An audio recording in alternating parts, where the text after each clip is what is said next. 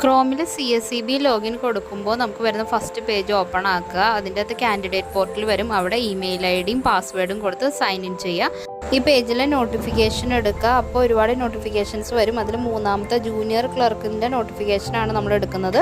Check eligibility എന്നുള്ളത് click ചെയ്യുമ്പോൾ ഒരു ബോക്സ് വരെ അത് ഓക്കെ കൊടുക്കുക. അപ്ലൈ നൗ കൊടുക്കുക. അത് കഴിഞ്ഞ് വരുന്ന വിൻഡോയിൽ അപ്ലൈ വിത്ത് ദിസ് ക്വാളിഫിക്കേഷൻ കൊടുക്കുമ്പോൾ നമുക്ക് ബാങ്കിൻ്റെ ഡീറ്റെയിൽസ് വരും.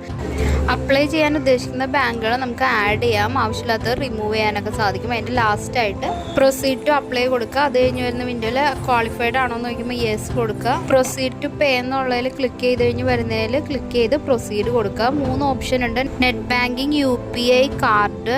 UPI ആണെങ്കിൽ നമുക്ക് QR കോഡ് സ്കാൻ ചെയ്യാം. കാർഡ് ആകുമ്പോൾ കാർഡ് ഡീറ്റെയിൽസ് കൊടുക്കണം. പേയ്മെൻറ്റ് ചെയ്ത് കഴിയുമ്പോൾ നമുക്ക് ഇതേപോലെ ഒരു വിൻഡോയിൽ നമ്മൾ കൊടുത്ത ഡീറ്റെയിൽസ്, അതിന് താഴെ നമ്മുടെ പ്രിഫറൻസ്, എവിടെയാണ് എക്സാം എഴുതാനുള്ള പ്രിഫറൻസ് കൊടുത്തതിന് ശേഷം ഫൈനൽ സബ്മിറ്റ് കൊടുക്കാം.